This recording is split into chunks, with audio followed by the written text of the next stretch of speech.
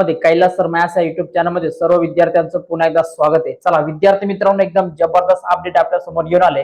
ते म्हणजे विद्यार्थी मित्रांनो का 6वीचा जो पॅडचा पेपर आहे परवाकडे होणार आहे, या पॅडच्या पेपरसाठी मोस्ट आयएमपी क्वेश्चन कोणते येणार आहे किंवा कोणती प्रश्नपत्रिका असू शकते, ते स्वरूप कसं असू शकतं, आपण हे मित्रांनो आपण या व्हिडिओमध्ये बघणार आहे। बरोबर आहे। चला विद्यार्थी मित्रांनो, आता आपण काय करणार आहे, 6वीचा मराठीचा पॅडचा जो परवाकडे पेपर होणार आहे, हा पेपर कसा असणार याच्या संदर्भात पूर्णपणे अपडेट आणि पूर्ण लक्षात घ्या मित्रांनो, खात्रीशीर 100% हेच प्रश्न येणार आहेत। त्यामुळे विद्यार्थी मित्रांनो लक्षात घ्या, चॅनलला सबस्क्राईब करा, कंपल्सरी सबस्क्राईब करा। जो विद्यार्थी सबस्क्राईब करणार नाही त्याला पुढच्या विषयाचे मी पेपर देणार नाहीये, पुढच्या विषयाचे आयएमपी प्रश्न अजिबात देणार नाही बघा मित्रांनो।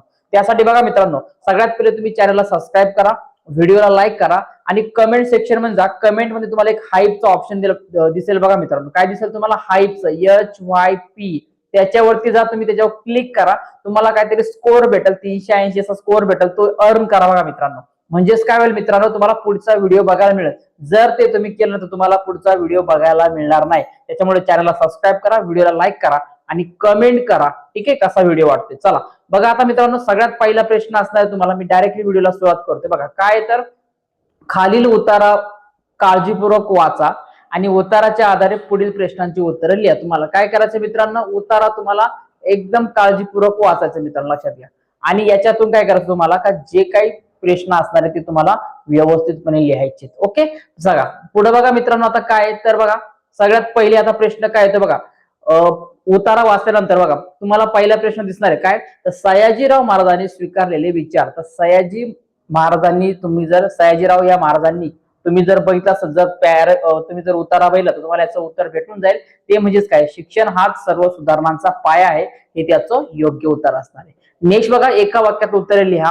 काय तर, बडोदा संस्थानात प्राथमिक शिक्षणासंदर्भात कोणता कायदा केला गेला होता किंवा कोणता कायदा केला गेला, तर सगळ्यात महत्त्वाचा कायदा असणार तो म्हणजे काय, प्राथमिक शिक्षण सक्तीचे केले व काय केलं, ते मोफत केले। बघा प्राथमिक शिक्षण काय केले, सक्तीचे केले आणि ते मोफत केले गेले, असा त्यांनी कायदा तयार केला। पुढे बघा विद्यार्थी मित्रांनो, सयाजीराव महाराजांनी गरीब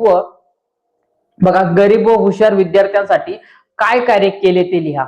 तर काय, शिष्यवृत्त्या देऊन त्यांना उच्च शिक्षणासाठी मदत करून त्यांना परदेशी पाठवले। काय केलं, गरीब विद्यार्थ्यांना त्यांनी शिष्यवृत्त्या म्हणजे स्कॉलरशिप दिल्या आणि त्यांना उच्च शिक्षणासाठी बाहेर परदेशामध्ये, दुसऱ्या कंट्रीमध्ये, दुसऱ्या देशामध्ये पाठवलं।